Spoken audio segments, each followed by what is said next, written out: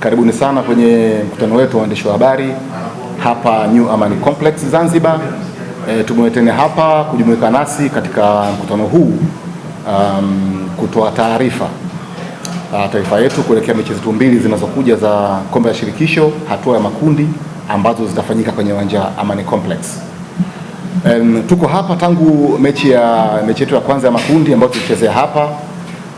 Na bila shaka ni hata kabla ya mechi za makundi tutoa taarifa rasmi kwamba mechi zetu zote za makundi tutachezea Zanzibar, lakini hatukupata nafasi ya kujumuika nanyi kama hivi kuelezea mikakati yetu, malengo yetu na dhumuni letu kuu la kutumia uwanja huu kwa ajili ya mashindano haya, kwa sababu sisi kama timu ya bara na bara pia kuna viwanja ambavyo CAF imevipitisha kwa ajili ya mashindano haya, lakini tukachagua Zanzibar.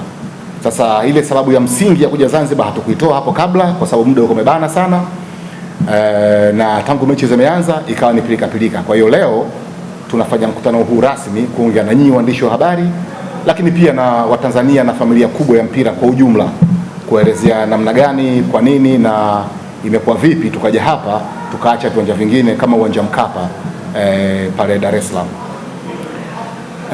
Kwanza kabisa tulichagua kucheza mechi zetu katika uwanja wa Amani Zanzibar kwa sababu ni nyumbani kwetu kwa pili baada ya Azam Complex.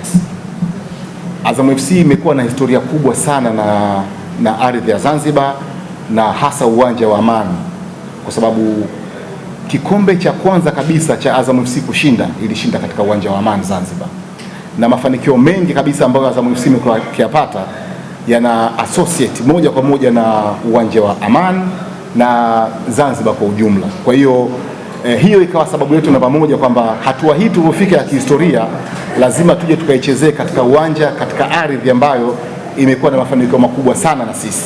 Kwa hiyo tukachagua uwanja wa Amani Complex na tukicheza hadi sasa, na tunakwenda kwenye hatua muhimu zaidi katika mashindano haya. Sasa tupo kwenye hatua ya makundi, inabidi tukitafuta kikubwa zaidi ya hatua ya makundi ambacho ni robo finali.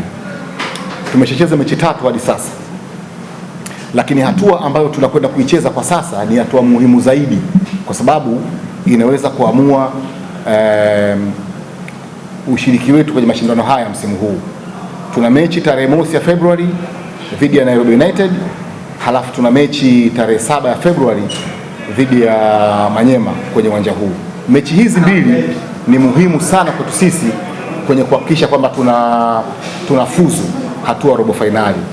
Sasa hiyo ndo maana kubwa ya press conference hii na mkutano wetu huu na nyinyi waandishi wa habari na Watanzania na familia ya mpira kwa ujumla.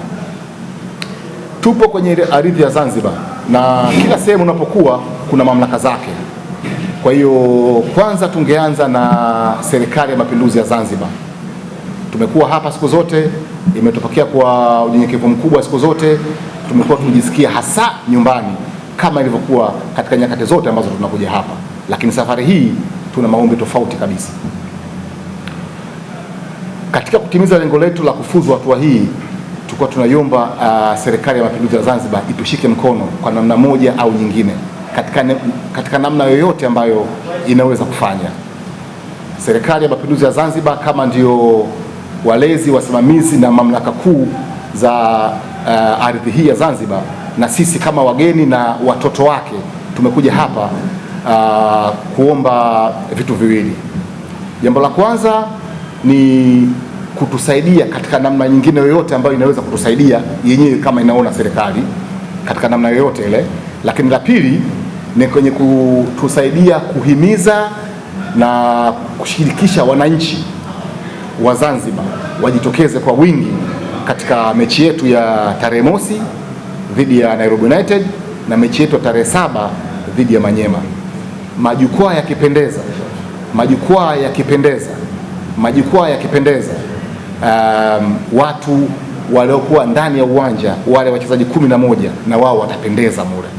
Heshima itakayopatikana ni heshima ya Tanzania kwa jumla, lakini Zanzibar itakuwa ya kwanza kwamba Azam FC katika historia yake ilifuzu hatua ya makundi na ikacheza katika ardhi ya Zanzibar na ikafuzu robo finali katika ardhi ya Zanzibar.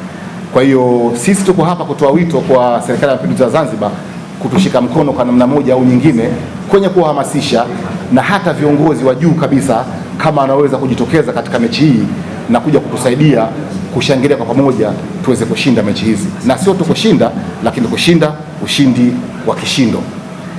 Niko hapa lakini niko na afisa mtendaji mkuu msaidizi wa Azam FC Rashid Saif, naye anamkaribisha hapa akasema kitu kidogo wakati tukiendelea na press conference yetu.